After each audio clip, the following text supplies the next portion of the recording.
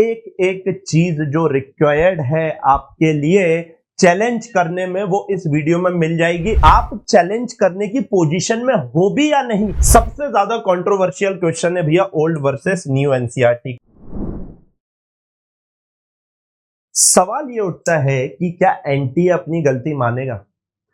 तो बच्चों, ऊपर आका है और नीचे आपका काका है। एक एक चीज जो रिक्वायर्ड है आपके लिए चैलेंज करने में, वो इस वीडियो में मिल जाएगी, इंक्लूडिंग रेफरेंसेस। इसलिए अच्छे से देखना। इसकी पीडीएफ टेलीग्राम पे डलवा दूंगा, डायरेक्ट उठाकर आप रेफरेंस चिपका देना। ठीक है, अच्छे से देखिएगा इस वीडियो को। सबसे पहली बात कि भाई एनटीए अपनी गलती कब मानेगा? जब ज्यादा से ज्यादा चैलेंज जाएंगे। देखिए 2, 4, 5 हजार बच्चे चैलेंज करेंगे, कोई फर्क नहीं पड़ेगा एनटीए को। 24 से 25 लाख बच्चे ने बैठ के नीट देकर रखा हुआ है अगर, तो मेरे बच्चों आप खुद सोचो 2, 4 हजार बच्चों से कुछ नहीं होने वाला है। अगर आपने क्वेश्चन अटेम्प्ट किया है तो आपको चैलेंज करना पड़ेगा, तो ही मार्क्स मिलने की संभावना है। नहीं तो हिस्टोरिकली देखा गया है कि एनटीए अपनी गलती नहीं मानता है। सबसे पहले बात करते हैं कि भाई आप समझो कि आप चैलेंज करने की पोजीशन में हो भी या नहीं। एनटीए ने बहुत क्लियर बोला है कि भैया सेक्शन ए और सेक्शन बी के लिए अलग अलग रूल बना दिए हमने। सबसे पहली बात, कब मार्क्स मिलेंगे? अगर आपने सही, अगर आपने करेक्ट या मोस्ट एप्रोप्रिएट आंसर टिक किया है तो आपको 4 नंबर मिल जाएंगे। अगर आपने भैया गलत आंसर टिक किया है तो -1 हो जाएगा, और अगर आपने आंसर टिक ही नहीं किया है तो 0 हो जाएगा। नॉर्मल चीज है, लेकिन there is a catch. Marks किसको मिलेंगे इन केस ऑफ चैलेंज? यहां पर एनटीए ने इस पॉइंट में कहा है कि अगर एक से ज्यादा ऑप्शन करेक्ट होते हैं तो 4 नंबर मिलेंगे, लेकिन किसको? जिसने क्वेश्चन अटेम्प्ट किया होगा या जिसने उन ऑप्शन में मार्क किया होगा। लेट्स से ए, बी और सी 3 ऑप्शन करेक्ट हैं, डी नहीं है। अगर किसी ने डी मार्क किया है और चैलेंज किया है तो उसको बोनस मार्क्स नहीं मिलेगा। आपने ए, बी, सी मार्क करना बहुत जरूरी था। अगर सारे के सारे ऑप्शन सही है, चारों ऑप्शन सही है, तो मार्क्स उनको मिलेंगे जिसने क्वेश्चन अटेम्प्ट किया है। जिसने अटेम्प्ट ही नहीं किया उसको मार्क्स नहीं मिलेंगे। बहुत क्लियरली कह दिया था एनटीए ने अपने सर्कुलर में ही।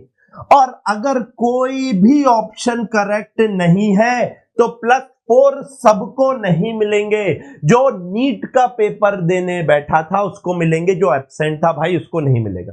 ये सेक्शन ए के रूल थे। सेक्शन बी में शुरू के 3 रूल वही हैं कि भैया करेक्ट आंसर के ऊपर आपको 4 मिलेगा, इनकरेक्ट के ऊपर -1 मिलेगा, अनआंसर्ड के ऊपर आपको 0 मार्क्स मिलने वाला है। अगर एक से ज्यादा ऑप्शन करेक्ट होते हैं तो 4 नंबर मिलेंगे, लेकिन किसको? ओनली लिखा हुआ है clearly, only those who have marked any of the correct option. वही वाली बात, अगर सही मार्क में से, सही ऑप्शन में से आपने कोई करेक्ट किया है या कोई मार्क किया है तो ही आपको बच्चों मार्क मिलेगा बोनस, अदरवाइज नहीं मिलेगा। इस बात का ध्यान रखना।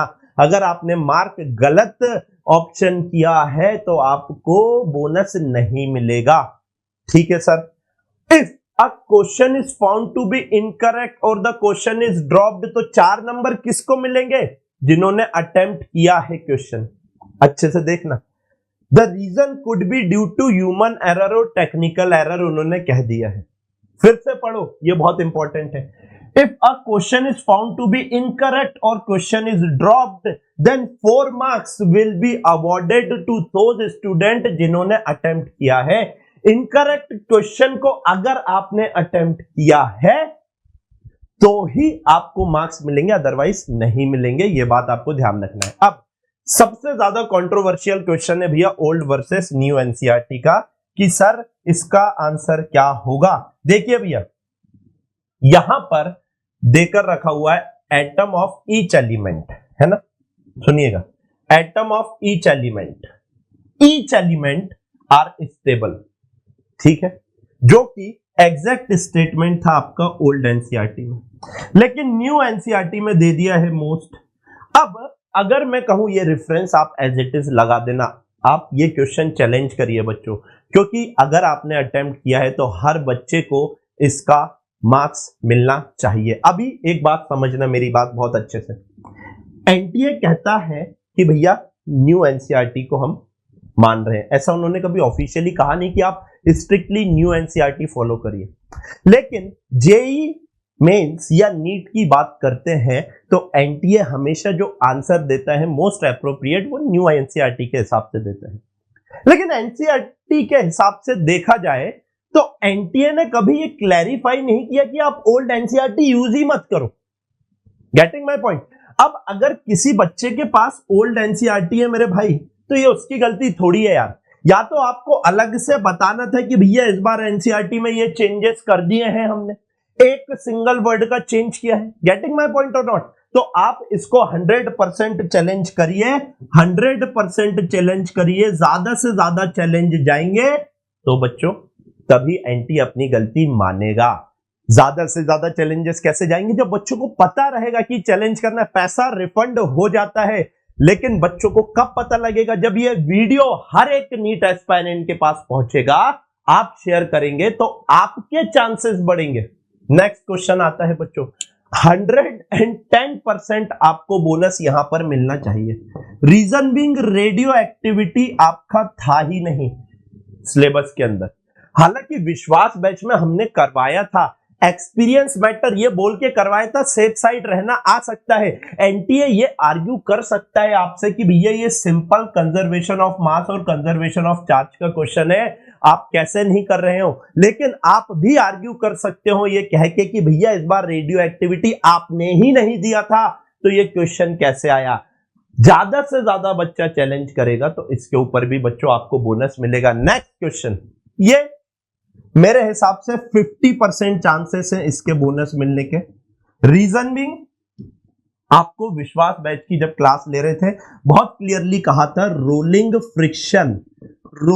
फ्रिक्शन आपका इंक्लूडेड है एनएलएम के अंदर, और rolling friction without basics of rolling के नहीं पढ़ा जा सकता। भले ही एनएलएम में नहीं दिया था रोलिंग फ्रिक्शन, एनएलएम में दिया था रोलिंग फ्रिक्शन, लेकिन रोलिंग मोशन रोटेशनल में नहीं दिया था। इसका यह मतलब नहीं था कहीं से कहीं तक कि आप बेसिक ऑफ रोलिंग मोशन पढ़े ही नहीं, पूरा पढ़ाया था बैच के अंदर बच्चों, और एग्जैक्ट क्वेश्चन आपका आया भी था बैच से।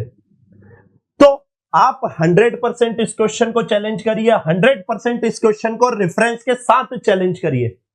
और बच्चों आज सिर्फ और सिर्फ आज के लिए एबीके सर का बर्थडे है, सिर्फ इसलिए विश्वास बैच में 15% का रिटर्न गिफ्ट यानी डिस्काउंट आपको दिया जा रहा है।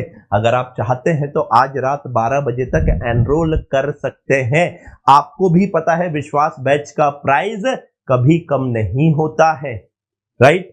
तो अगर आप चाहते हैं इंडिया के most trustable and best content team के साथ पढ़ना, जिनके पेपर से, जिनके नोट से एज इट इज पेपर आता है ना।